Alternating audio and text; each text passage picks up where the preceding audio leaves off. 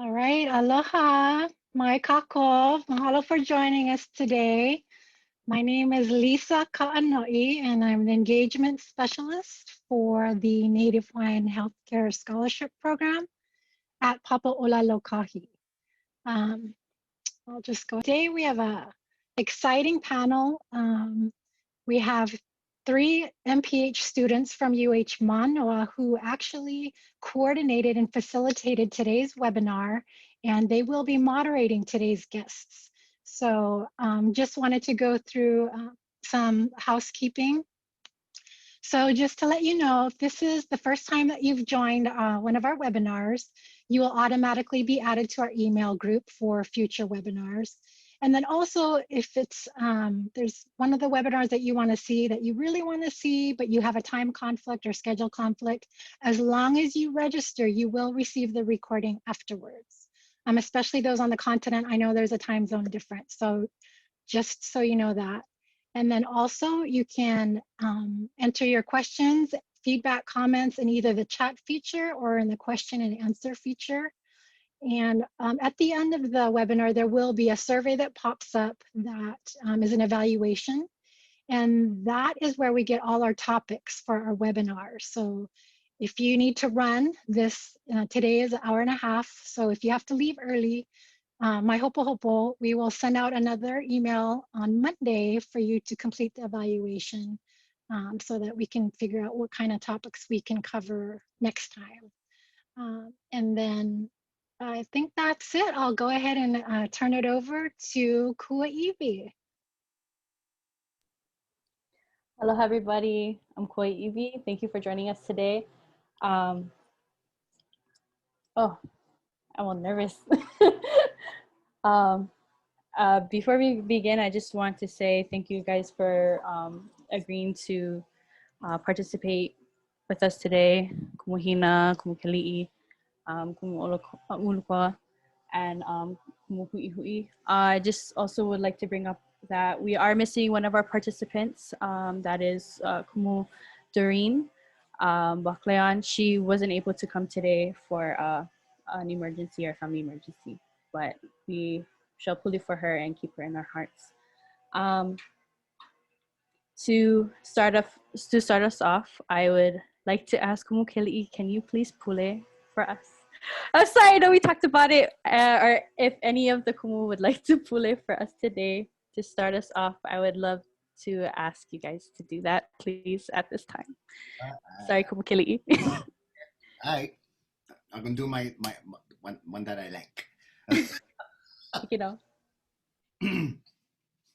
Ulu tini ore atu ulu e kane me tanalo ulu ta ohi ala uta vai ta ie ulu e te tu anno i tona i tau e ara i la he wai o e ola ia ui te tu e ola te popua e ola ta pai pai ola na manapa eli ka pu eli uanoa.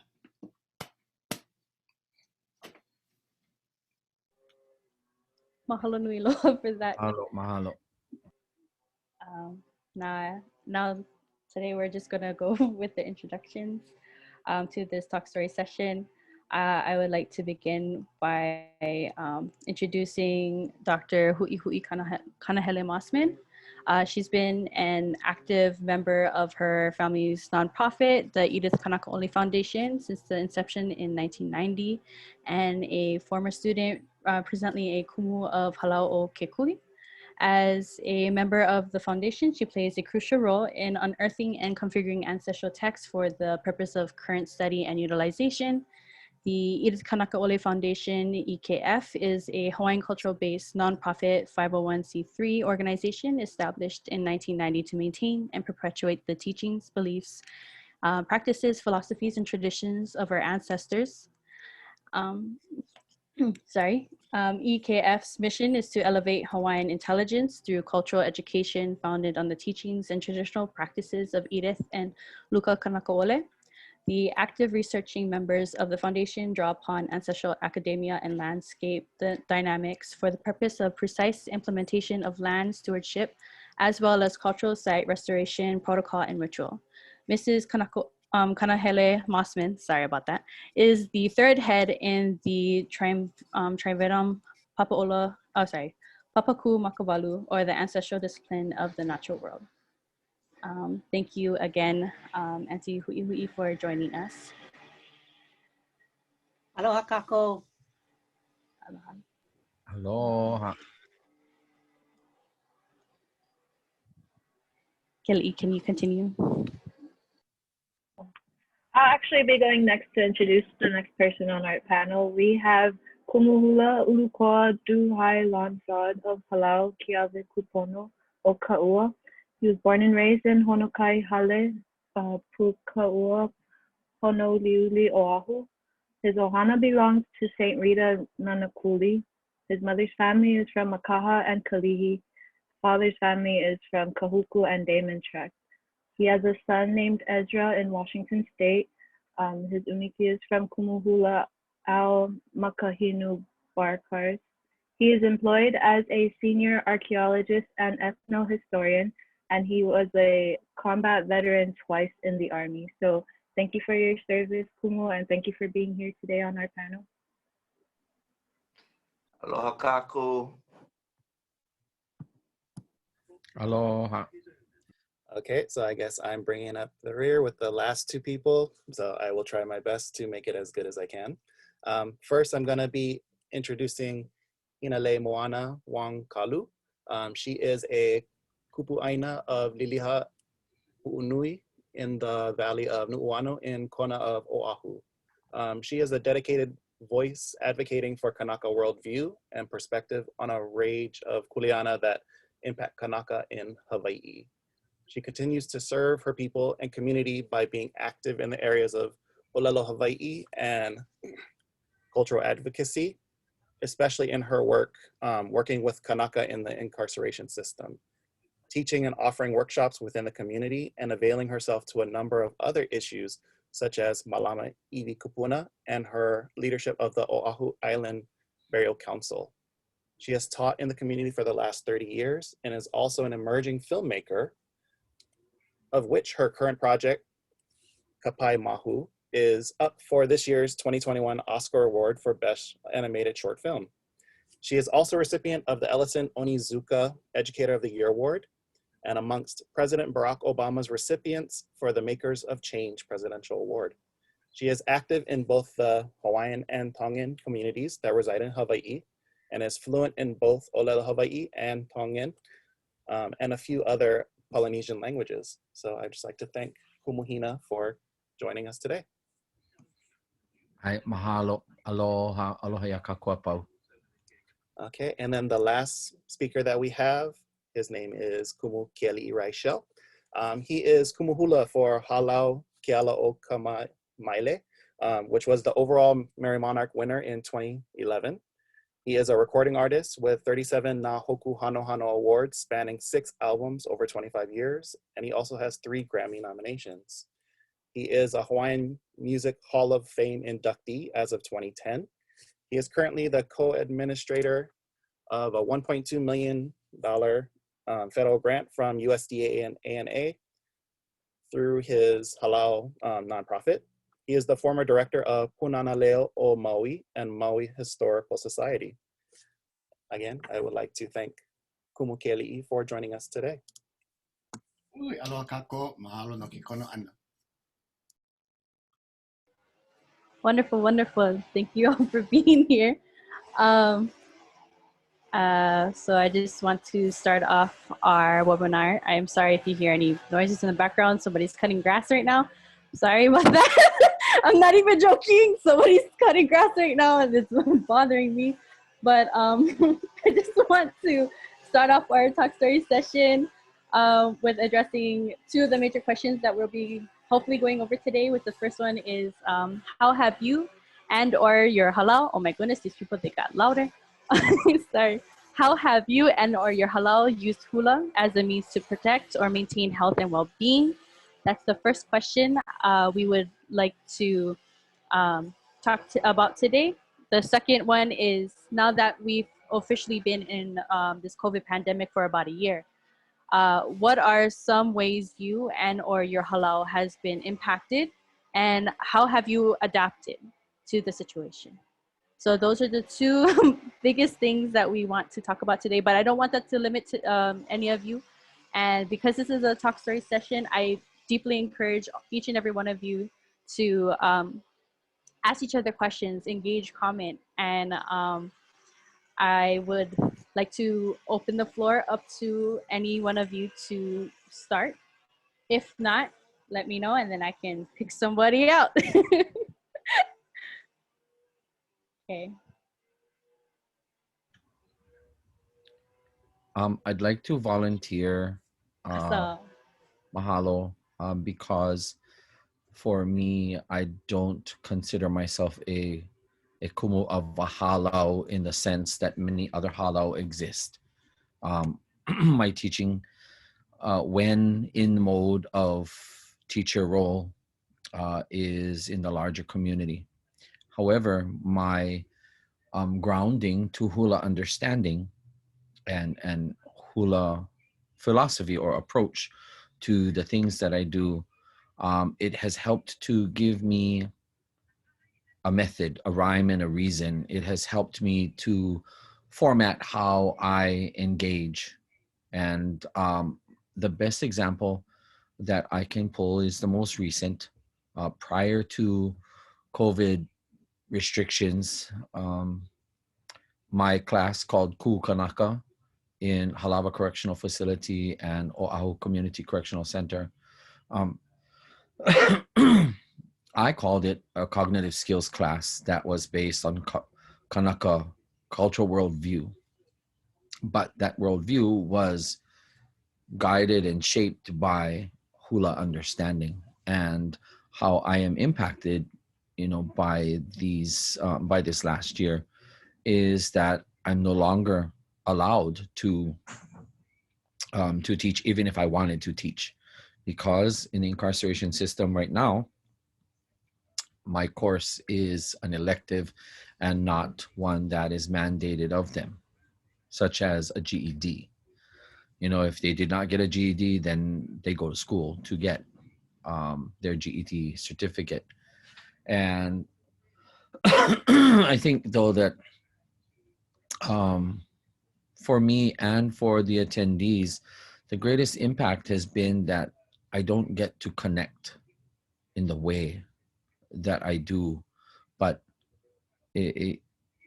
as people who at least need to touch that grounding and that foundation sometimes, having to find other ways to remain rooted is the challenge in a world where everything is online. And of course we can easily navigate online, but it just takes away the very basic elements of being in person. Aloha he alo, rather than image of aloha he alo, is image to image, But yeah, I just wanted to put that out there and to say that.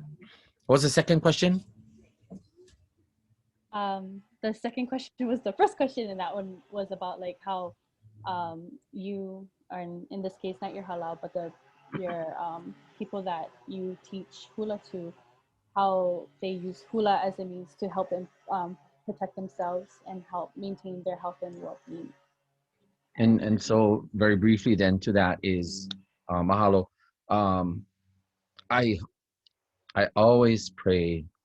I pray that our ancestors will always walk with those who have been in my class, because they exist in a world where they are surrounded by all kinds of temptations and all kinds of things inside incarceration. And according to what I have heard and according to what has been told to me, when they go back to their cell, they take their pule. They do their pule o kinoi kalani that I taught them. They review the mele, that they learned in class, and I impose it upon them in the same way that a kumu hula will do over a formal halau, to impose an expectation upon them. This is what I taught you. I expect you to adhere to it. I will hold you accountable to it. And if you feel that you should so be a part of this setting of learning in our pu'uhonua when they come to my class, then I will hold you to that. And hopefully the bond of who we are as Kanaka and that aloha that we share, even though they are people who have done some of the most heinous of crimes, I can only pray that they will adhere to it. Mahalo. Mahalo so much for that. I'll volunteer for a second. Oh, right on. Thank you, Kealiʻi. Okay. Pick, yeah. Aloha ho. Ya kako apau. I think those two questions are fully loaded because, you know, we've been through so much over the last 12 months. Yeah. And for us, we know, and it's kind of unspoken that our papa, our programs, our teachings thrive on in person. Yeah, there's nothing quite like having your hoa papa, you know, next to you and the kumu right in front. Yeah.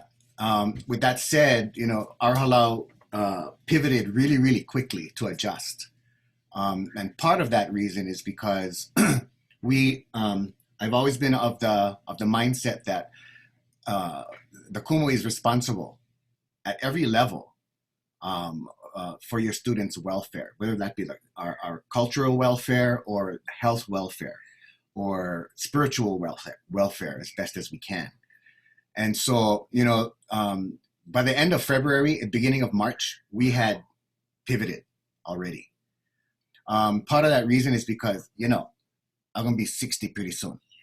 Yeah. And I keep forgetting that I'm in that age bracket, you know, that is, you know, kind of spooky. Yeah. For COVID-19. And so with that in mind, and then making sure that we keep our students safe as possible. So we pivoted right away to an online platform. And at first was all gung-ho because we knew that hula, the physicality of hula, it's difficult to do that online, especially on Zoom, because we know that everybody's Wi-Fi different, yeah. And so, you know, when you watch them all dance, and you know, and they're going to how they receive your ho'opa'a and how you chant, you know, everybody is like, oh my gosh, who you dance for now? What are you in time? Hello. And so we realized early on that the strength of these online platforms was to be able to internalize. Yeah, to be able to internalize and have more discussion than we normally would do. We always do have lots of discussion. Yeah, we kuka often. We break apart our mele. And we try to make that apply to them as modern day Kanaka. You know, where do you find yourself in this mele? We do that anyway, but we found that we could do even more so through the online platforms. And so we were really gung-ho at first. And so what we did was we had Zoom, and then we had Google Classroom. And we would make them video themselves and upload. And then we would look at each video, make notes, and then they would have to correct them on their own self and then resubmit another video. Well, for the first 2 weeks, that was fine. And then we started blogging. I was blogging, our other kumuhula, Henohakani, was blogging, looking at all these videos and, you know, trying to recreate the physicality of hula. That's what we do. We're a physical practice as well. And after a couple weeks, a month, we were like, okay, no, that's too much. Yeah. And so we switched completely over to kuka discussions, and we would do some hula, but you know, no can do a lot of corrections, cannot do a lot of the detail work with this kind of thing. So anyway, so that's kind of how we pivoted. And to us, the ability to be able to utilize our pule, that Kanahele together, that was created by Kale Nuhiva, was really an amazing place for us to collectively pule, yeah, and reconnect with a larger community, larger groups of, what do you call that? Practitioners, for lack of a better word. Yeah, so for us, that's kind of how we did it. And we just started going back to in person, outside, 12 feet apart. 12 feet apart, front and back, side to side. We watch where the wind blow. We don't do a lot of chanting, especially if it's a windy day. And yeah, and so that's kind of how where we're at right now with our particular halau. Thank you so much, Kumu Kealiʻi.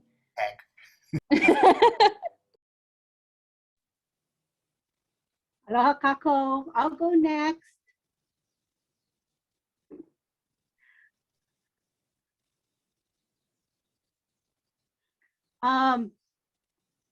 Mahalo po, ʻiwi, for these questions, because that's kind of what influenced like the whole practice for the last year and a half is this thing. And for us indigenous people, and we are all that on this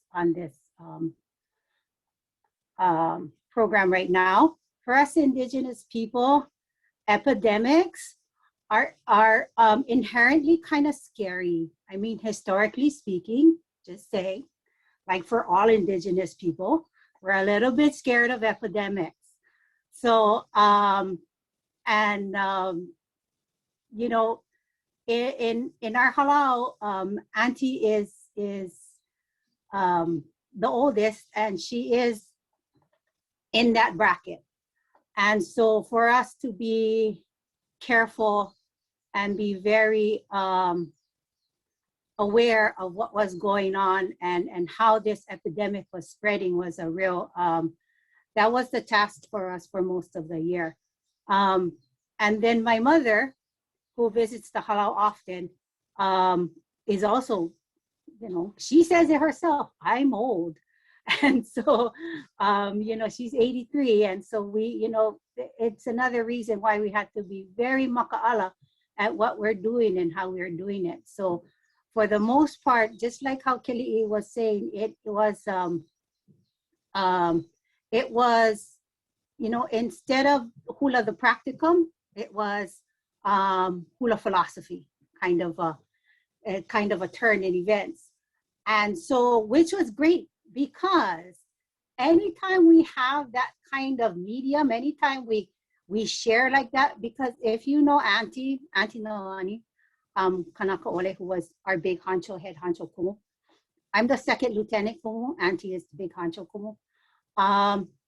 If Auntie Noani, she doesn't speak all that much. So when she has and takes the opportunity to share her experiences, especially with us halau people, we listen with 110% focus, because it's these moments that she has to share that really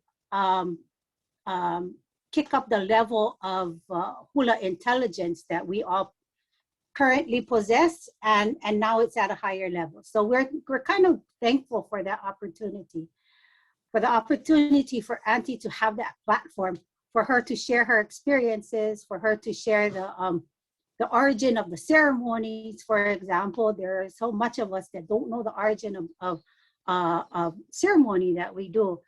And we do a lot of ceremony, and we just do it because Auntie said to do it, and this is how she said to do it. So this past few months, we got to learn the origin and the reason behind it, and the elements that we are internalizing, and who's on the kuahu, for example. What form laka are we looking at in this space? What form of kapo, and where does kapo exist on the koahu? All of those kind of rich discussions that we embody as hula dancers, we got to have via this medium. So we are so mahalo to that opportunity. But Kealiʻi is also correct, and so is Hina, in saying that face to face, that aloha he alo is the true nature of a kumu hula. And you know, we cannot dance on Zoom. We no can. You know, because who's to say that there's that button that clicks the video off, and you know, people gonna have to rest and drink water. So in halau, it's not like that. In halau, we want to know which way your hand is pointing. In halau, we want to make sure that your elbows are off your body. All of those kinds of things, very physical and very precise. So we can't do that on Zoom. But that true nature of a kumu hula makes one anxious after a while. And so in that anxiety, there were these opportunities that we took in order to make it possible to have hula face to face. For example, on our halau space in the yard, for example, we dance outside. You know, we put up a tent, and we come to hula 8 students at a time, and have 3 hula classes in a row with 8 students at a time.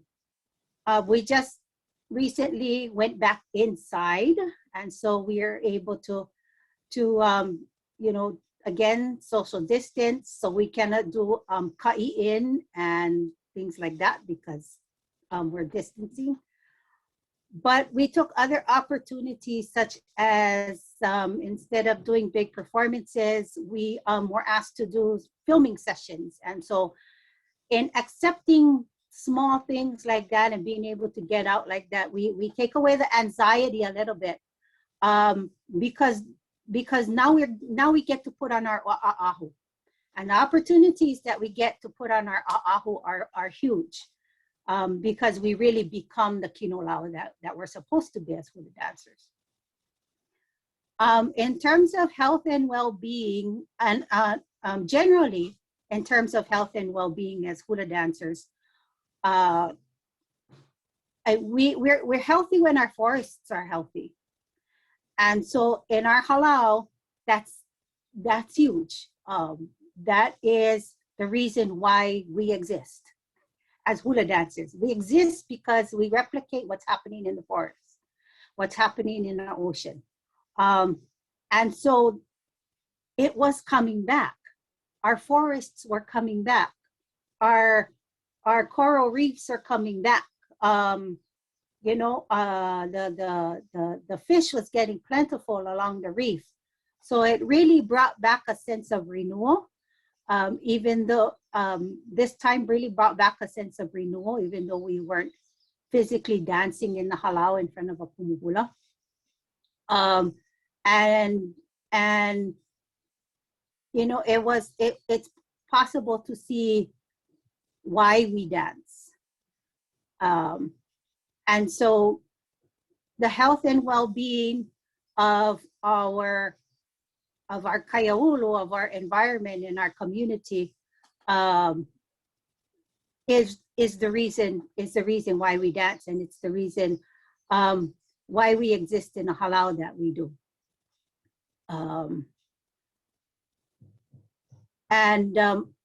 You know, again, coming from Hawaii Island, the other thing that we got to really be a part of is our luapele.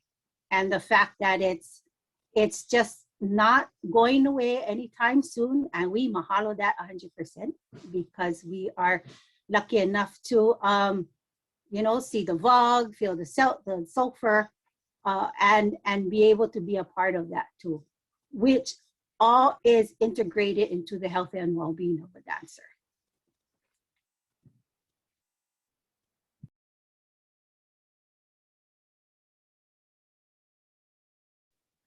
Mahalo nui loa, Auntie Huihui, for that wonderful response.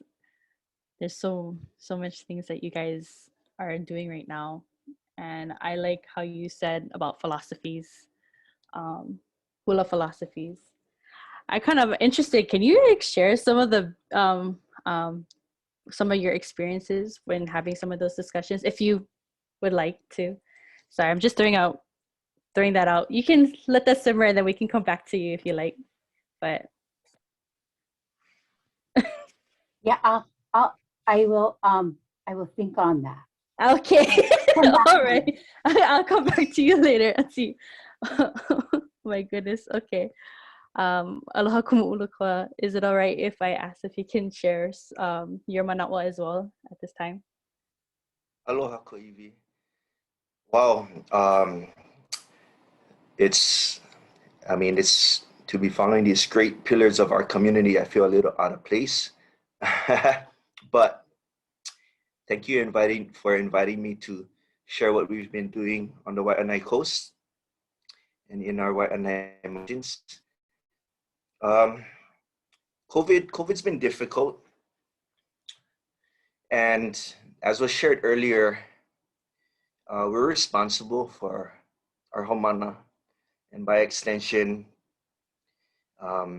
what they bring back to their families. And one of the most important things I always pass on to our homana is everything with a prayer. I learned that from my mama. Everything with a prayer. And that way, if you go forward, right, left, take that back, it was meant to be, and you don't have to second guess, was this the right movement, the right path. So being responsible, I think one of the main things I wanted to do at the outset was to reassure and be there for our homana. Because COVID was scary, and my mom was fighting cancer for several years. So I wanted to tell them that, always pule and do what you have to do to keep your family safe, but it'll be all right, And so what we did more often, well, what we never did before was we Zoomed a lot. We had a lot of communication through online, through phone, just to be there for them. And I made sure that they knew that if anytime they needed to talk or just talk, then I'd be there. But at the same time, I had to also pass the message for any of them who might have not been taking it seriously to take it seriously, because you have that end of the spectrum that the worst can happen. The worst has happened in the past, and so to make sure that they're safe. That said, when the public spaces were closed because our hula is at Puʻokapulei, and then we were no longer able to access it. We retreated up to Palehua, Monakapu, and we were able to get together there. But I made sure from the beginning that if they had someone who was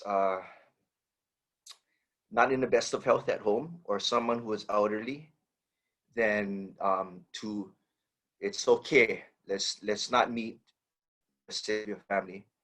But if anybody wanted to meet, and even if one person wanted to meet, I'll be available. And we managed to meet up at Palehua, and we would social distance and keep our space. Was really not. It was different, when you pull and you cannot hold hands, but the circle is a lot bigger, and you just cannot hold hands, But eventually, we talked to some of the people at the police. I don't want to put them on the spot, but we asked that if we got together at the pa, would it be okay? We keep our masks and we keep our distance, and and they're okay with it. So we managed to do both. We go Mauka, and we'd go back to the pa. So that's how we've managed to get by.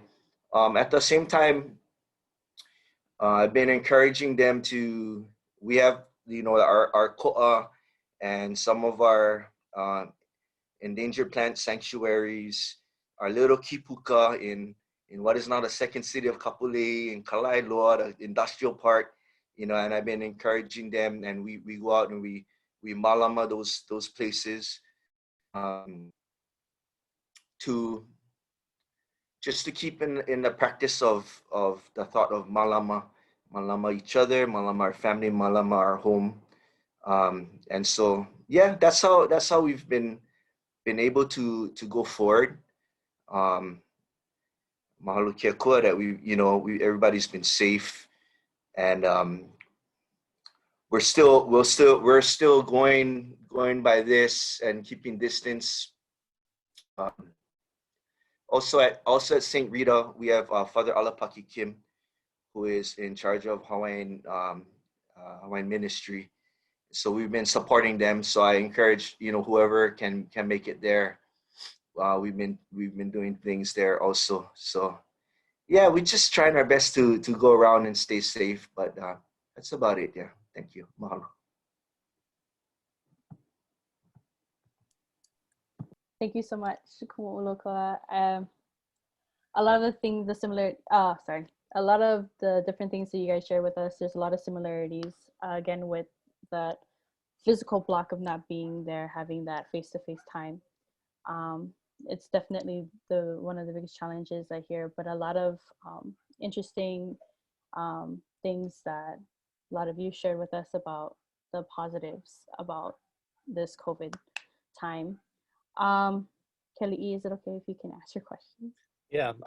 So I just kind of wanted to follow what Ulukoa was saying about your haumana. I just wanted to, I guess, ask, like, since we've been in COVID for like over a year, and halau is usually considered like a extended family, and your haumana you can see as your kids. How are you guys maintaining like these familial bonds with your haumana throughout all these times? Mahalo Kealiʻi. I think just the thought of being there for them.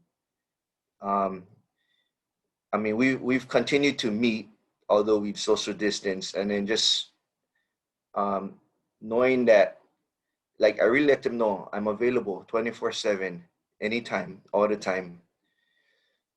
That sense of caring and being there, I think that helps with these bonds, these familial bonds, and also making sure that they understand that they need to do things to protect their families in the household.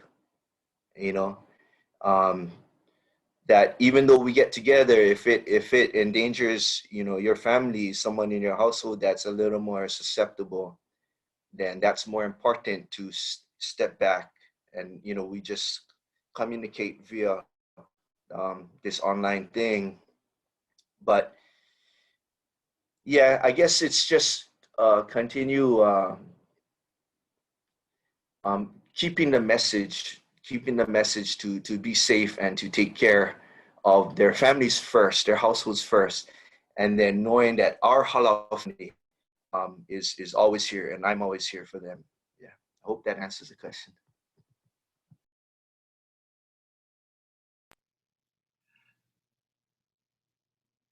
Okay, I'll go next.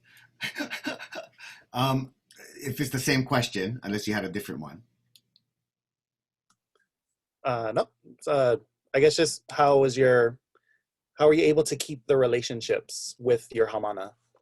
Well, I think every halau is different yet similar, yeah, in how they create their relationships with their haumana, with their olapa and ho'opa'a and all those guys. For us, it's high discipline, meaning I tell you how to walk, talk, and breathe. Yeah, that's kind of how halau is.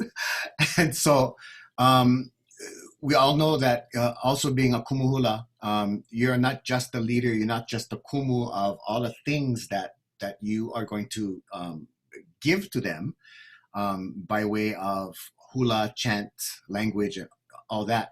But, you know, you become marafara, counselor, those kinds of things. And, you know, because we are responsible not only for their health and well-being and safety, but also to be responsible kanaka who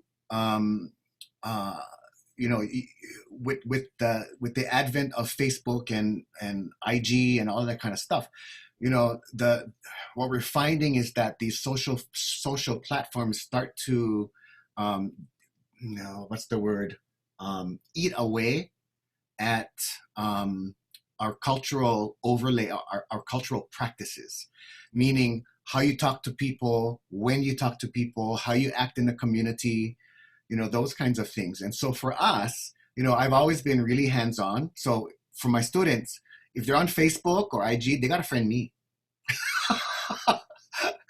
Yeah, they got to friend me. Because sometimes, you know, that's how we find out sometimes that they're not being safe. Yeah, I'm not going to go and chase you all over the place.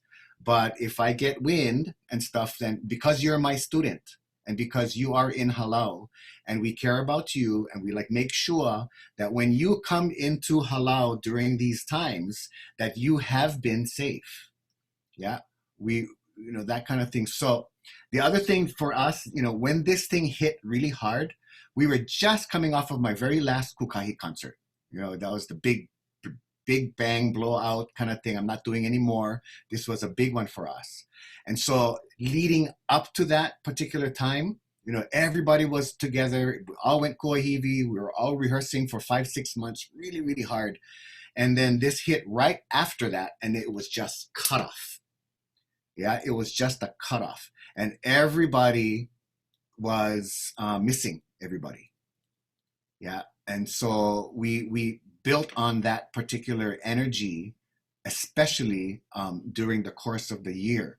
And we were able to meet every once in a while. You know, when the numbers went down, it was like, okay. So now we can meet with 5 people. Now we can meet with 10 people, you know, kind of thing. And then we would take advantage of that. And then the numbers would rise and then we would pivot again. We pivoted like 10 times.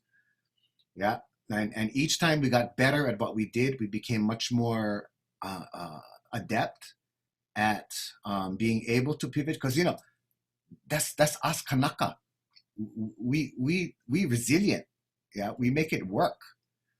And it was irritating at times, but, you know, what choice do we have?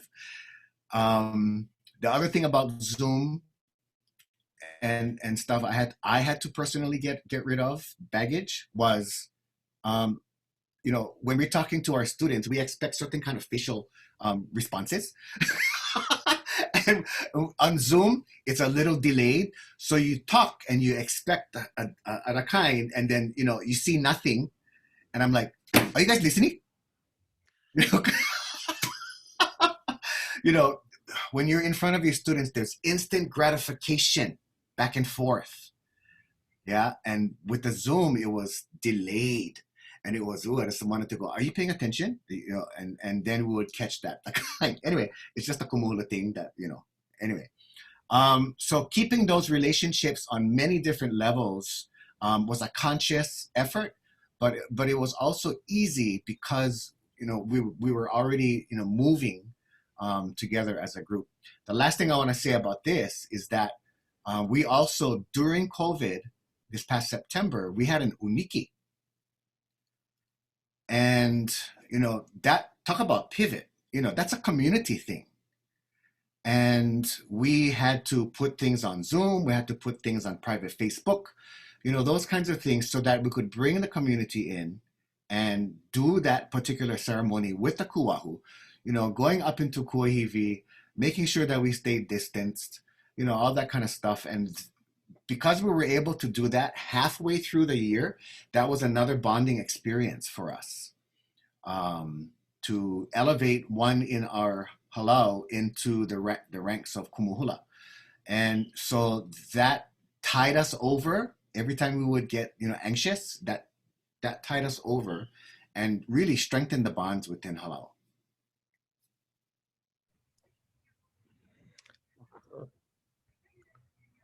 I would like to piggyback onto what Kealiʻi was talking about in terms of bonds and relationships. I wish that I could maintain relationships with those whom are part of my class, but teaching in the incarceration system, I am subject to a world where culture will not trump majority of the scenarios that could come my way teaching in that setting. I am not able to access them.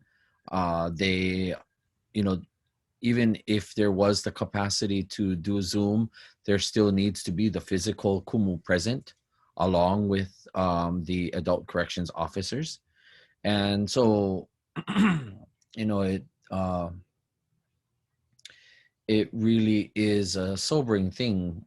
Sometimes I see on top of the news, and once in a while I'll catch somebody who yet again appeared on the news. And mina, because I think last year I saw one Kane who, he fell to the violence because he could not remove his life from that circuit of existence.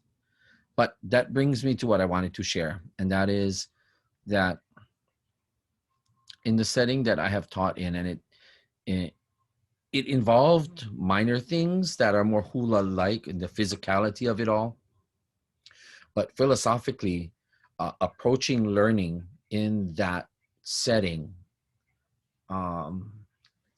one of the best things that I was able to do when I'm physically in with the group is to say to them, like many other kumuhula do, you're mine.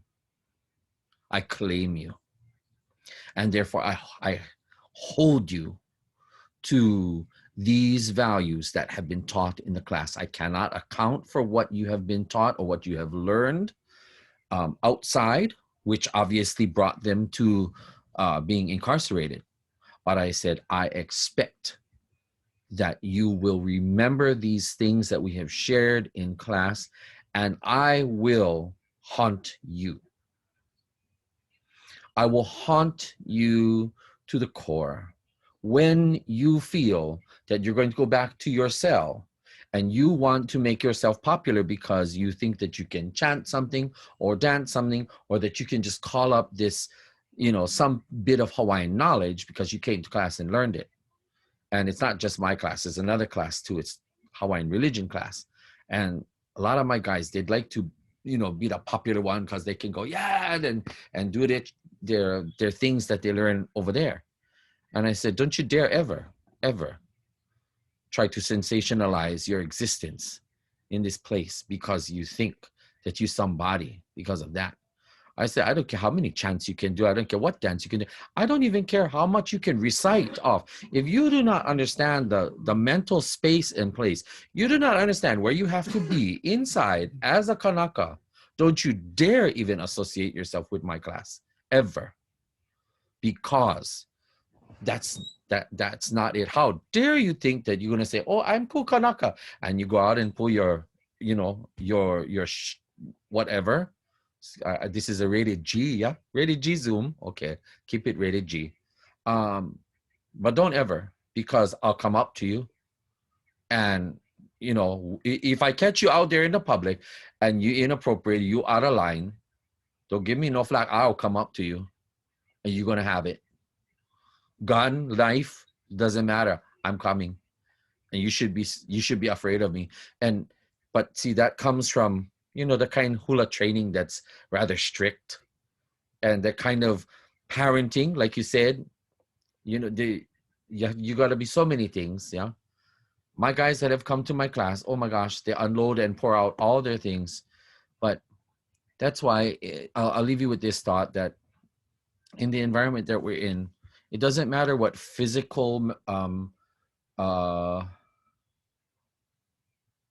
the physical articulations of the cultural knowledge being shared and learned, but it matters where they are internally with this knowledge. And that is how my hula life has come in to allow me to teach and empower me to be in that environment and to actually make a difference. My guys, Anel Amaral, who is, I think she's still part of the parole board, she would tell me, she goes, Hina, I can tell your students, they come in, they walk in more humble, and they mind themselves, they speak well, and they're respectful. And if we grant them parole, they say thank you. If we deny them parole, they say thank you, I understand. And then they go back to their hale. And I said, yes, that's because I threatened them. I said, if you're not pa'a with yourself yet, don't think you should be supported to go anywhere. I don't support you going anywhere. Stay your happy self inside here. But again, internally. So, with what Ulukoa said about holding hands and stuff, in the environment that I'm in, even like any kind of touching is already discouraged. So we get away with an occasional honey, but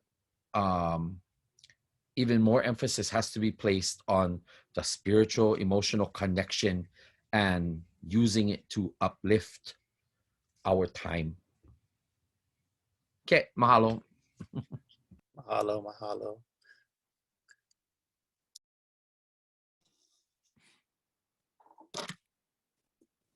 Aloha. So, thank you for the question, Kealiʻi, in regards to our hula, the students in Halau. Well, and certain things occur on different levels. So the level of a hula student, of a novice hula student who has entered Halau, and maybe this is their third or fourth year in hula, there, because of that gap, because of that loss of face-to-face interaction, and that reaction from hula, they don't have the same intensity as they would if they were in front of a kumuhula. So for that level of halau experience, there was a lot of students who did not attend the Zoom, for instance, or maybe has chosen another direction in which they're going.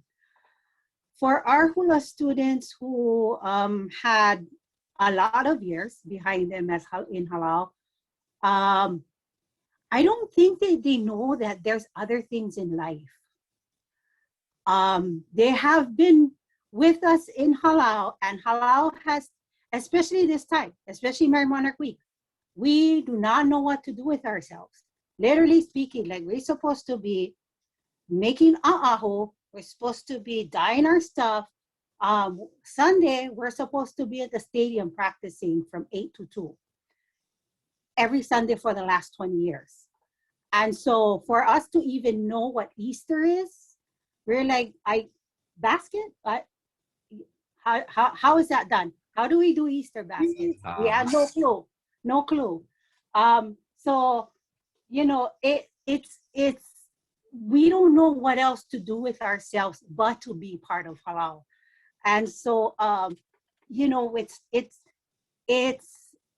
and then everything at this, especially during this time, everything is secondary. Life drops away and you are just Halau. And so, it's at that level that retention of discipline, the retention of who you are a student of our style of dance, of our Halau, and that retention of this is my practice is at this level. That's who they are, and that's what they are. So, in terms of and the great thing about being at that level is that They always have something to grab onto. They always have something to identify with. And they always have that that foundation and that part of their life, which is halau and hula. And it's awesome because you don't have to waste time searching. It's already part of you. So for those students who are at that level, like I said, we don't know what else to do with ourselves. That's what we do.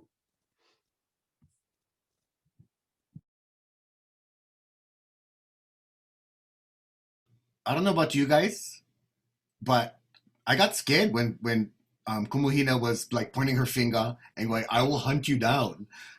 Just saying, just saying. Well, see, it worked, right? It worked. But hey, you know what? Since you said that, thank you, because I wanted to say to you that for any of us who share anything that we know in the hopes that we are passing down knowledge that will be of use or that will help to guide and to inform our lives that we live. The greatest honor is when my haumana from incarceration, they, you know, I've had over the last several years brief interludes where I couldn't come to class, and It's then 2:00. I would return. But I get the ACOs telling me when I see them on the outside, or I get the staff saying, "Oh, you guys are really asking for you." But then when I connect with them again, they said, "Kumu kumu, every day we did what you said. We wake up and we do our pule, and you know, and then before we go sleep, we do our pule, and they're telling us shut up, but we telling them, you know, obscenities. We're saying obscenities back there." I said, "No, don't say obscenities. Just let it go, okay, and keep your pule, and don't move off of your foundation." But the point is that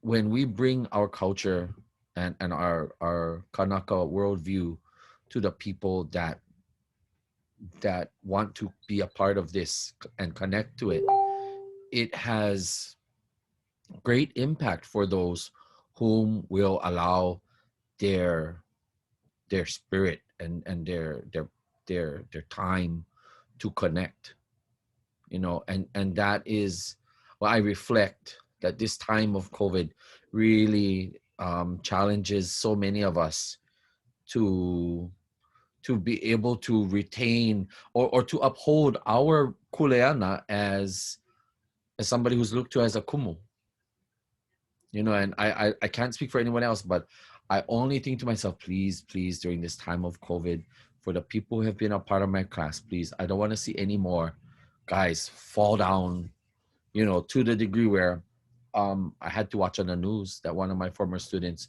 was murdered inside the facility because they was involved with something, you know. And anyway, yeah. But culture is it our practice. Hula is about life, and in this case, teaching it in incarceration system, it really is a life connection.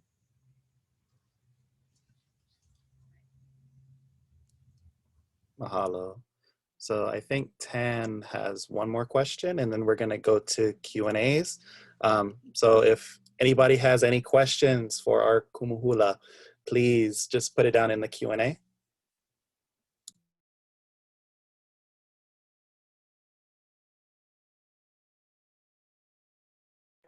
Sorry, I was just checking if I was supposed to go.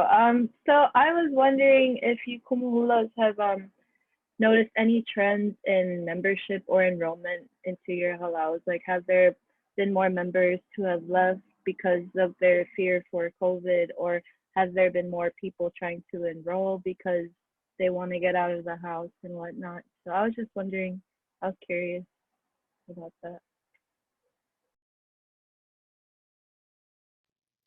I can answer that briefly from my end. Is that we've been very lucky, and I think part of that is because of the relationships that we have, yeah, and a lot of the relationships that we have are difficult to break.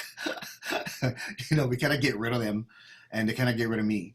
Yeah, and so the very few that have had to, for out of a necessity, um, um, had to leave halal, even if it's brief or if it's going to be a longer term, is usually because of work. Yeah, or lack thereof, I should say too, as well.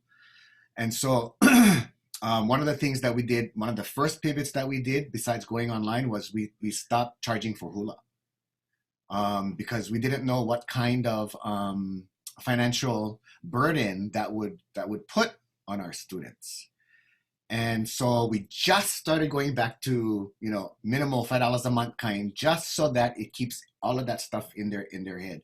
But we were very lucky. We didn't lose too many. Not out of fear, but mostly because of family circumstances or work circumstances for us.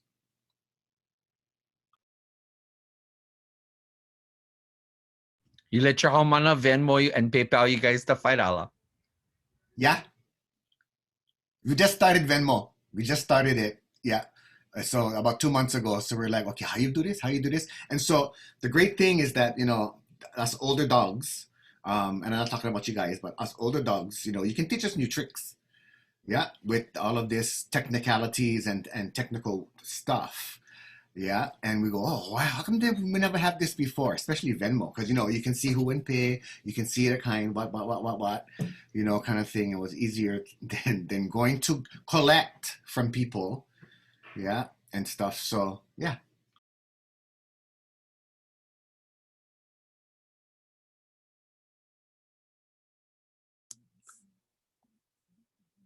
Any of the other kumu want to give their mana'o on if they've had any drop or increase?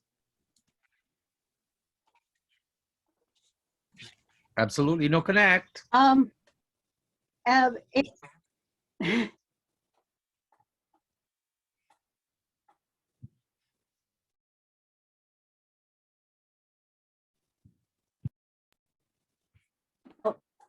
in terms of halal students, the Newark students who just joined halal right before COVID hit.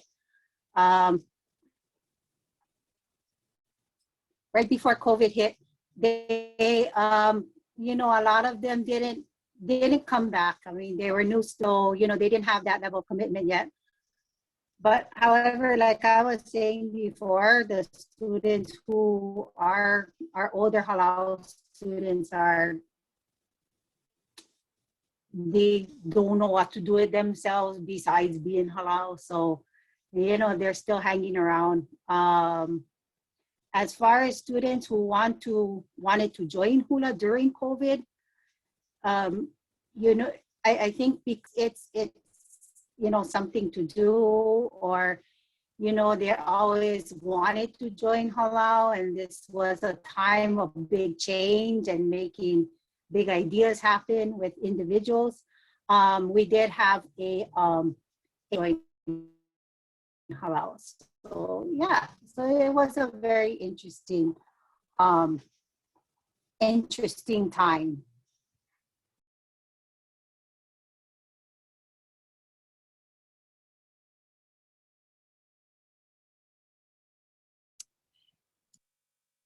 I can aloha.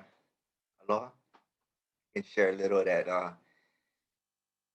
when COVID started and being concerned for everybody who already was in the halal and hearing in the media that we need to keep our distance and all of that, I didn't expect the halal to grow, but surprisingly looking back, we've had a good half dozen, kane come and join us. And we also have several more wanting to join, and going to meet with them in May. And I guess I'm just saying that I didn't expect any new membership in this COVID times, but again, mahalo kia kua. We've had some new guys who've come and joined the fold. So yeah, and then we'll see what happens next. Mahalo. Okay, mahalo to all of you. So I guess we're gonna get onto some questions from the audience. The first question that I have, it is from someone who is a PhD candidate in clinical psychology. Her proposal or her research is in hula possibly being a culturally congruent healing modality for wahine ʻŌiwi survivors of childhood sexual abuse. If any of you could think, I'm sure, I don't know if this is out of your guys' realm, but if there's any literature or if you guys can give any kind of feedback that could help her further this type of knowledge that she's trying to bring to the world. That for me, that's a little over my head. but I what I do know is that hula connects us. Yeah, it connects us to the past. It connects us to the present. It can connect us to the future because, you know, we become the vessels of the ike. Yeah, all that stuff gets poured into us to the now from the past, and then we pour ourselves out to the next generations. To me, that is healing. You know, if you know, we have students who come who have no idea how to connect to their past. They have no idea who they are in that particular realm. And hula really does thicken the tendrils to the past. Yeah, so that, you know, you become pa'a, you become firm, and one thing with hula is that it makes you confident. Yeah. And it makes you see the world as our kupuna saw the world and continue to see the world. So I think from a healing point, if that's the case, yeah, I think hula does that already. It strengthens whatever you have, and it will help move you forward. And you know, that's what we do in life. Yeah, we try to move forward. So healing is multi-leveled in hula, I think, but it's still over my head. That question.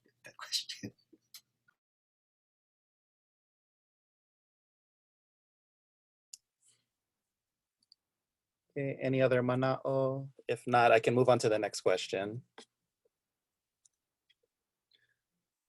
Okay, so the next question is for those of us who have been wanting to learn more hula and get moving, whether it be online or in person. Is there any way still possible to join a halau or the hula community?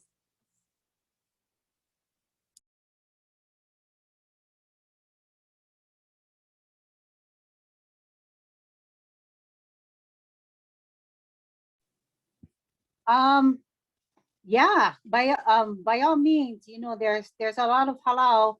And okay. There's a lot of halau on, especially on Oahu Island, that, you know, have deep roots in the geography and the you know, the community and the family dynamic that is unique to Oahu, who will never release that kaula that they have on this practice. So you're always going to have a huge existence of hula throughout the state. And so, yeah, by all means, if you have the opportunity to go and look into a halau and join a halau there, you should take it. And my grandma had a saying, and her saying was, I teach anybody that wants to learn. And so if you want to learn, there, you know, kumu hula always want to teach.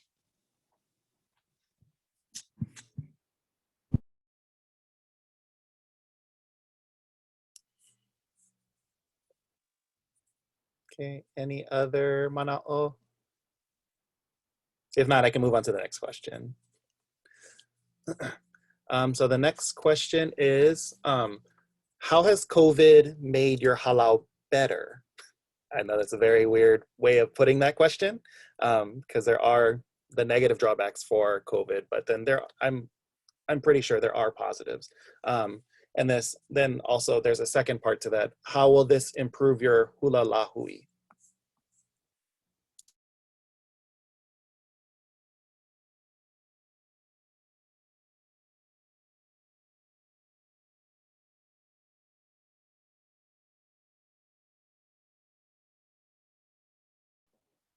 I guess I'll share. Okay. Um, so back to COVID, everybody's busy, with work, family life, other obligations. So hula is hula, and then everybody got to do their own thing. I think one of the unexpected good things that came from this pandemic is the amount of time we had to actually spend. So even though it wasn't, alo kealo is like, what we strive for, but for us to set aside time, once, twice a month, 3 times a month, whenever, to just let's meet and let's just talk and let's just connect, check on each other, outside of just learning, hula, oli, and everything else with the halau. I think it gave us a time to be more present with each other in that sense. And I think that's something that came out of it. It wasn't just, okay, we meet for this time for hula, and then, we go in and we, connect when we can. We make time to connect. And I think maybe part of that is because COVID forced us to self-isolate, that everybody was yearning to have that extra connection or make time when can, although it was through online means. But that was a good thing.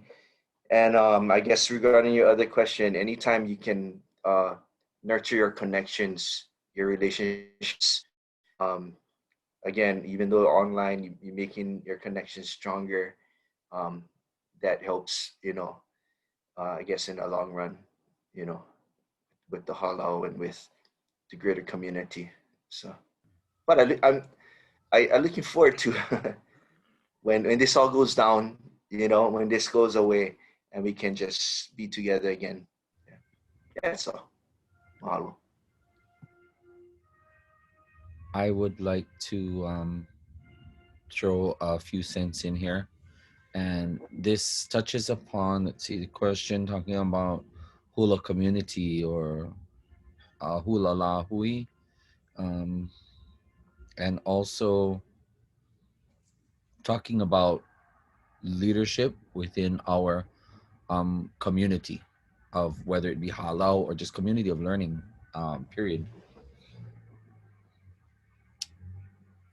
The COVID pandemic hit us at the height of Western American politics really just permeating through our community. And I feel, again, it's my personal manao, I feel that it was very destructive in certain areas because it only helped to escalate the polarized sides of American bipartisan politics.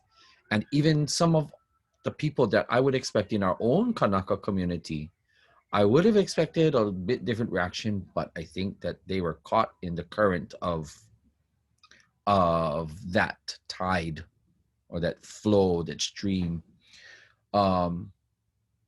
And so therefore it is incumbent upon us as any sort of kumu to really assess and evaluate ourselves, number one, and take this time during COVID to say, what do we ground and associate ourselves with? And whatever it is for each and every one of us as individuals, mai ka'i no. If it's pono for us, mai ka'i.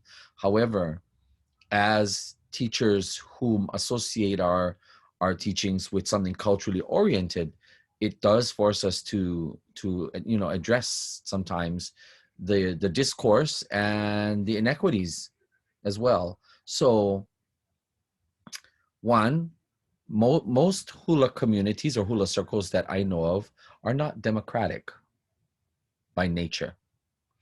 And yes, we're not democratic. I'm sorry, I hate to break it to the world, but at least in my time of teaching hula, it is a monarchy. I am the reigning monarch. You don't like it, I'm sorry. Aloha to you. Kiss, kiss. Bye-bye. Aloha. If you think that you should have a democratic say in this, I will let you know when I want you to share your mana'o. I can and will be interested to know what you think, but I'll let you know when I want to know. Until then, mahalo, please keep your thoughts to a very private corner, because I can read off of your face. I can tell what you're thinking. And tag your it if I see that you make one funny kind face and the edict has been given and the kanawai is laid down. I'm sorry. And I exercise this in my class in Halepa'ahau. So and you have to be that you have to be that firm, because again, we as Hawaiians, we as Polynesian people, we don't come from democratic society. And we see what democratic society has done in terms of availing itself to either keeping you real safe and real healthy, or exposing you to all kind mea and germ ia ho'i ki kahi po'e, nui ka germs, nui ka bacteria, nui ke la ano po'e mea, ka mea ho'oma'i. And that's just not what we wanted to do. So it forces us to really be conscious and aware. That's what I'm trying to say. And it's relative to our hula communities. It's relative to our teaching circles. It's relative to who we are. It's forced many of us to really consider very strongly what kind of kumu are we going to be. You're going to give in and say, ole pilikia up to no, ole. Here's the olelo for you, and follow it. Thank you very much.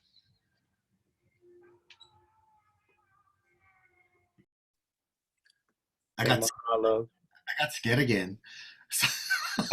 Stop. Okay, I think we have time for maybe one more question.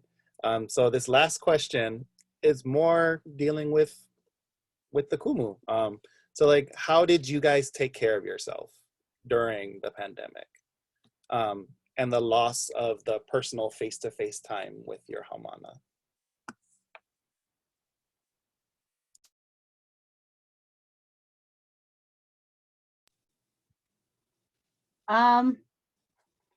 How did we take care of ourselves? Well, I think that we had, because as I was mentioning before, because we have Auntie Lonnie is older. My mother is even older than that.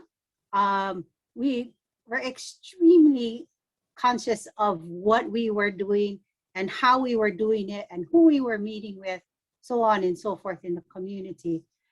And so, it became a matter of being aware of what's around you and what's going on. And then it became a matter of nobody's going to take care of us but us. Nobody's going to take care of our lahui but our own lahui.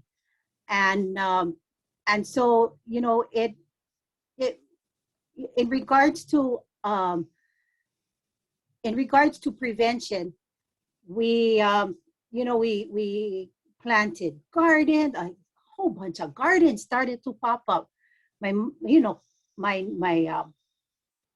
nieces and my nephews at home in Panaeva, they all of a sudden started to turn into farmers.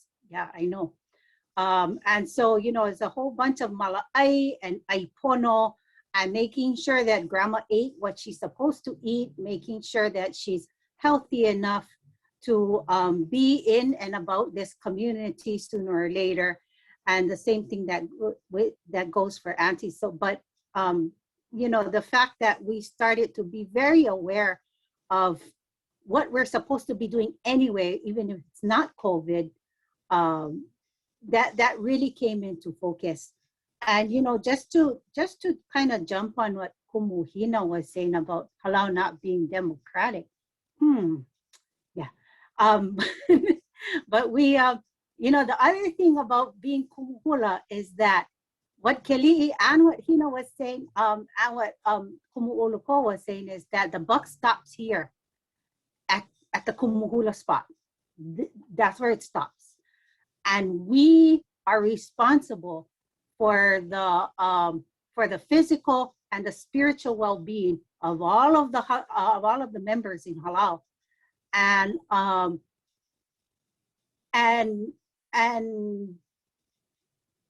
because Auntie Lonnie and my mom have always insisted that we say this, but because as a Lahui, we're a matriarchal society, that kuleana becomes greater. And so as Kumuhula and as a representative of that matriarchal society, we made sure that we follow what we know to be true. We make sure that everybody is aware that we need to take care of our kupuna. We make sure that everybody, especially our kupuna, are eating right. And you know, and we went on that way, and in a way we've improved our physical and spiritual well-being in this time of awareness. Yeah, I have to echo what Huihui said. You know, interesting. You know, we sometimes tend to when we malama somebody else. Yeah, we tend to malama everybody else because of the kuleana that we have, and we have to awamo that kuleana as best as we can. Yeah, and so like for me, you know, I knew that I was in that kind, but I kept forgetting that age bracket, on the lower end of the age bracket. But you know, for me, I live with an immunosuppressed person. I have for 35 years. And, you know, receiving a liver transplant 20 years ago and then cancer last year, I had to keep my palama really, really, really ma'e. And us as Kumuhula, you know, like how you said, that's not a democracy, you know, it's a little bit of dictatorship, or just a smidge. Yeah. Just a little bit, you know. We also exert great influence over our students. And in doing so, people forget that Kumuhula are very, very attention to detail oriented. Yeah.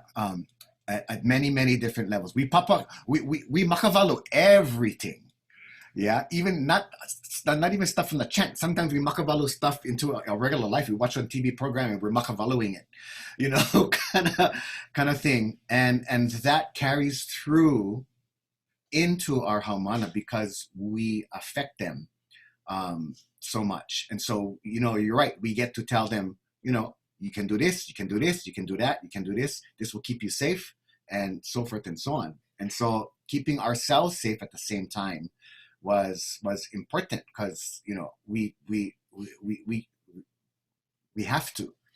The other thing too is that you know, 99.99% of all of our students in Halau currently are all vaccinated.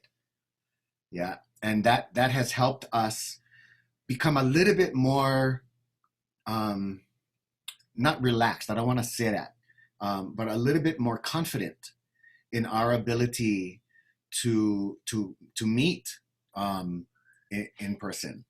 And so, you know, that was an interesting thing that occurred a couple of weeks ago, where, you know, Halau on Maui were offered vaccination shots. Yeah, so some 300 students went. from different kinds of halaus. And that was a really, really good thing, because then for us as Poʻekanaka, everybody who was in line was of the same like, of the same mind, of the same focus. We never have to worry about the other people, the po'e'e, that was standing in line at other kind places, you know, and it was empowering in a very strange way. It was empowering in a very strange way. Hey, auntie, how you? Kind, you know, how sorry shot, you know, that kind of stuff. And because it was us as a lahui, during that mass vaccination, that was just an amazing kind of experience. So anyway.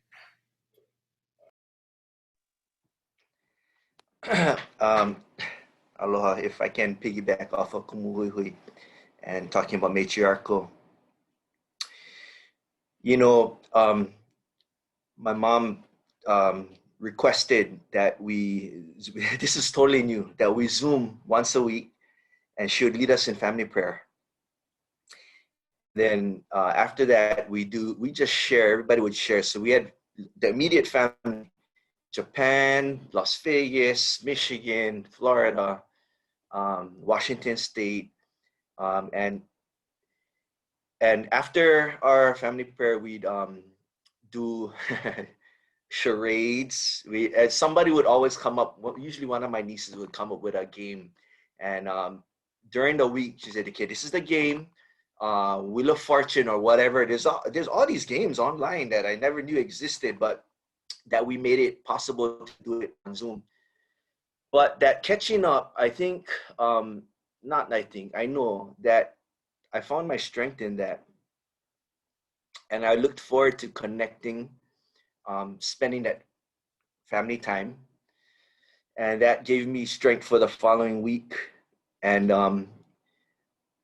so, you know, I thank God for my mama, who's since passed away.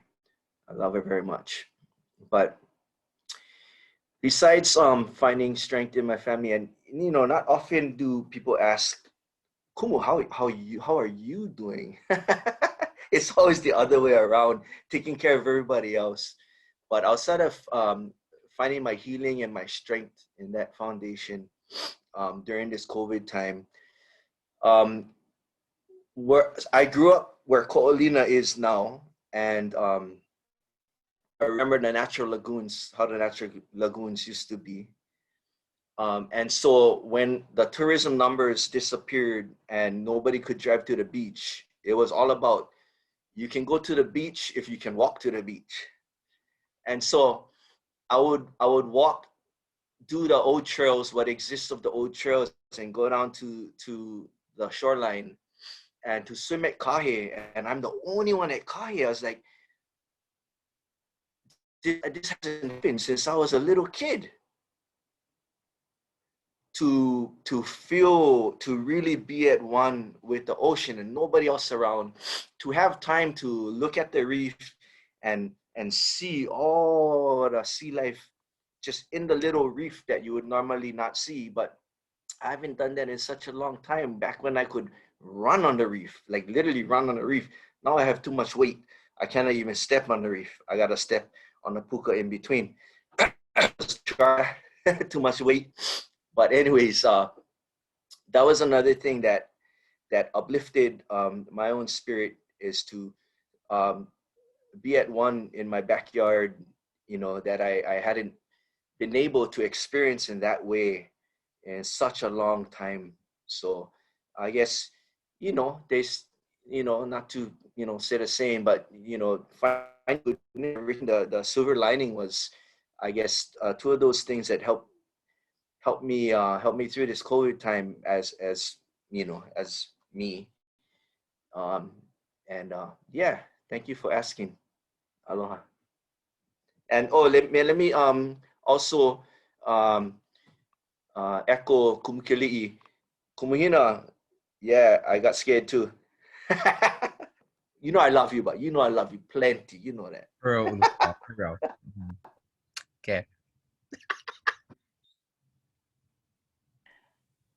You guys are so funny. Thank you all, Kumu, for being here and for sharing all your mana'o and everything like that, and to really show like resilience and to express everything that you guys have been going through and are still fighting to go through kumuhina. I really hope that you can persevere and eventually teach your students again. If there is any way that we can help you, please let us know if there is any way that we can help you in any kind of initiative or anything like that. But I do have to, for the sake of time, turn everything over to Lisa. She's going to help close out for today. And again, thank you again for showing us about what true resilience is. Mahalo. Mahalo ko ʻiwi. So I guess I just want to throw it out to the kumu if they wanted to do anything in closing, a pule or a oli or some sort of, you know, mala'o kala.